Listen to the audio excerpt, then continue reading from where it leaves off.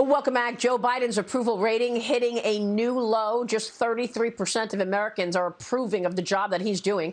That is 17% lower in just the last 11 months. The top three issues most concerning for Americans: Biden's handling of the economy, foreign policy, and the pandemic. Nearly half of voters think President Biden is doing more to divide the country than unite it. Dagen, McDowell, your thoughts on that as he constantly divides us in vaccinated, unvaccinated, black, white categories? Let me sum up these polls in a way that we would where I grew up. PU, you stink on everything, on every issue that Americans care about. COVID, he ran on it. Remember at a debate before the election, Joe Biden said any president, any person who oversaw this many deaths shouldn't be president. Well, last year, more people died under Joe Biden of COVID than during the first year of the pandemic. Inflation, real wages are falling to about 2.5% last year.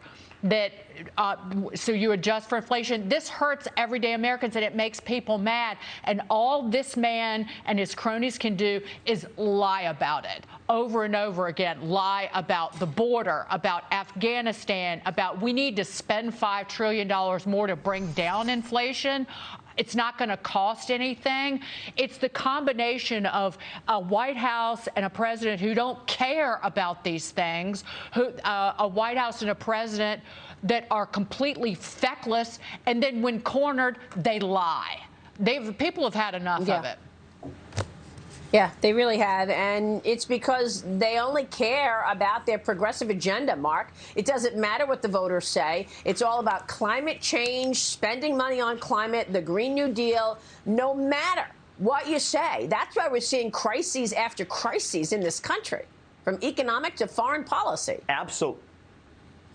Absolutely. And Joe Biden and Kamala Harris, they're doing such a poor job that we're actually starting to hear rumors about Hillary running again in 2024. And Biden's own party is actually starting to turn against him. They're trying to keep their distance because you don't want your political career anchored to a sinking ship. I mean, just look at his Georgia pep rally, rah-rah session, whatever you want to call it. Stacey Abrams didn't even show up.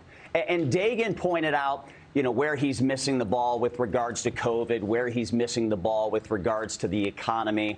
With regards to the economy, no doubt quality of life is being eroded. When you take the punch bowl away and the economy starts to slow a little bit, but inflation's still running extremely hot, that's a problem for quality of life. And we talked earlier on the show, Maria and Dagen, about his foreign policy gaffes. We talked about how weak we look, about how Russia and China are flexing their muscles because we weren't strong. We didn't pull out of Afghanistan in a respectable manner. We botched it. And in doing so, we look weak, and now we have our adversaries flexing their muscles against us. So he's just not doing a good job. And like I said earlier, everyone's turning their back on him. Maria, one more thing. He ran on fighting COVID.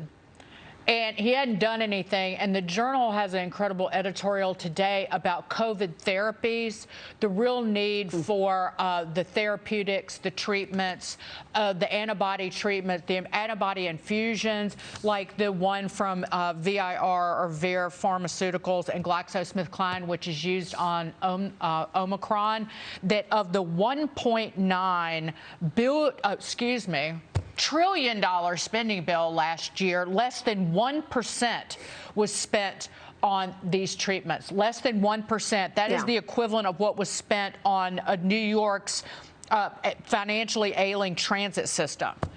This seems like an obvious thing to focus spending on, and they didn't do it. Yeah, the money went elsewhere. The money did not go for testing either. I did a whole show on it Sunday on Sunday Morning Futures on how this administration has politicized COVID, telling us to go suck it up and isolate for 2 weeks rather than discussing the treatments that are on the market that have been proven for the flu. They will not recognize natural immunity, the immunity one gets from the infection. And yet you've got Dr. Anthony Fauci calling Kansas Senator Roger Marshall a moron.